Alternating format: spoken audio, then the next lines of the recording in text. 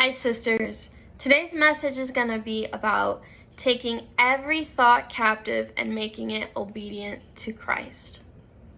Why was that written? Why? Well, what does Jesus say in Matthew, right? Or this is kind of throughout the gospel. What is the greatest commandment? What did Jesus say is the greatest commandment? He says the greatest commandment is to love God with all your heart, all your strength, and all your mind. You have to honor God with your thoughts, with everything that's going on in your head. So how do we do that? How do we honor God with our thoughts? Paul tells us actually what to think about, right? So we don't have to take our thoughts captive and make them obedient to Christ. He tells us already what to think about. In Philippians chapter 4, he says to meditate on things that are true, on things that are joyful, things that are lovely and virtuous. He says to think about those things.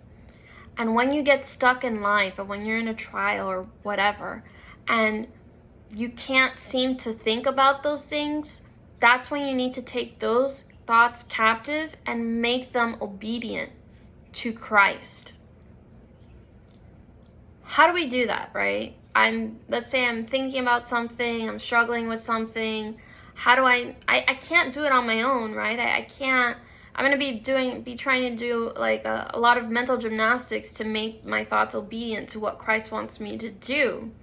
Well, before you make it obedient to Christ, before you take your thoughts captive and make them obedient to Christ, a better thing to do is to do what's written, I think, what Peter wrote. I believe Peter wrote it, where he says, cast all your anxieties upon him, for he cares for you.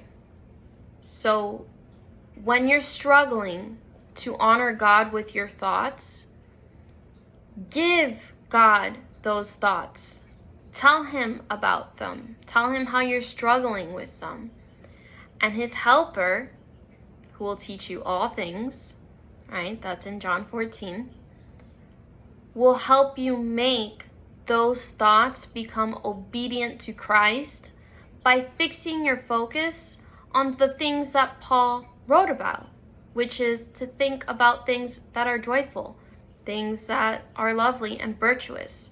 The Holy Spirit is going to renew your mind, right? We see that in Romans chapter 12. The Holy Spirit is going to come and renew your mind to make your thoughts joyful, beautiful, lovely, virtuous, true.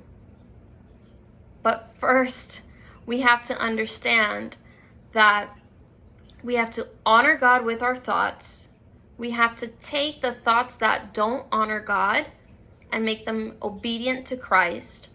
The way we make them obedient to Christ is by offering them up to God, by discussing them with God, believing that his Spirit is going to help us think about those things that Paul tells us to think about.